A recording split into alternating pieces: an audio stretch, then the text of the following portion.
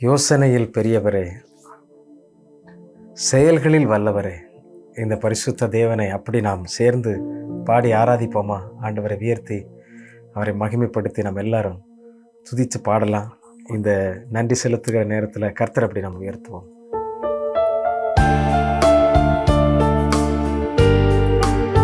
இரவு முழுவதும் பகல் முழுவதும் ஒவ்வொரு நாளும் நம்மளை கண்மணி போல பாதுகாக்கிறாரு. அந்த தேவனுக்கு நாம் நன்றி செலுத்துவோம். உயர்த்தி பாடுவோமா எல்லாரும்?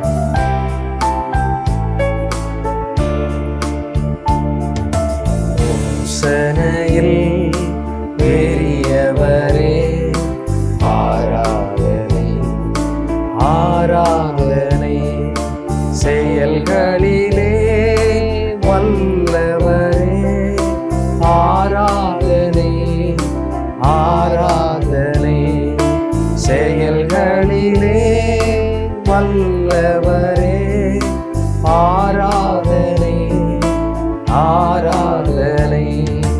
ஓசன்னா உன்னத தேவனே,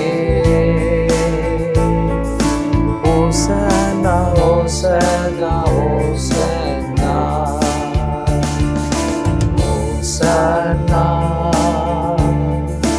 உன்னத தேவனே, ஓசன்னா ஓசன்னா ஓசன்னா. கண்மணி போல் காப்பவரே, ஆராதனை ஆராதனை, கழுகு போல சுமப்பவரே, ஆராதனை ஆராதனை, கழுகு போல சுமப்பவரே, ஆராதனை ஆராதனை. ஓசன்னா உன்னத தேவனே,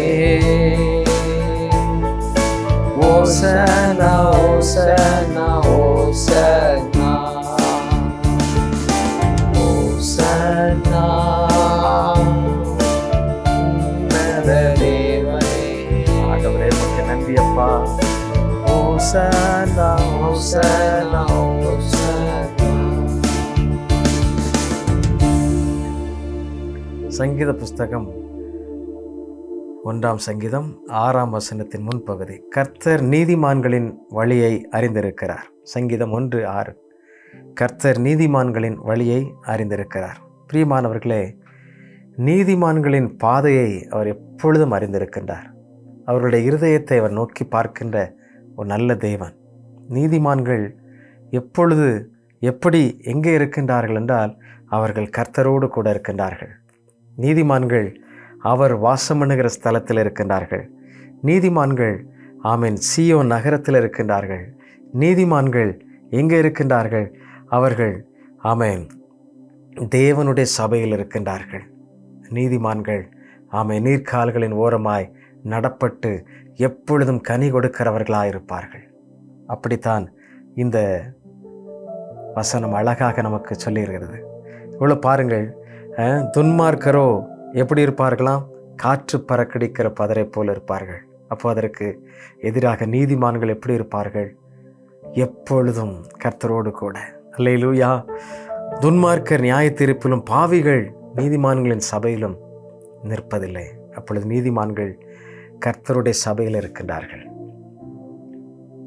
தேவனுடைய பிள்ளைகள் நல்ல ஐக்கியத்தோடு திருச்சபையின் உறவோடு தெய்வ சித்தத்தை செய்கிறவர்களாயிருக்கும் பொழுது கர்த்தர் அவர்களை அறிந்திருக்கிறார். துன்மார்க்கரின் வழி அழிந்து போகும்.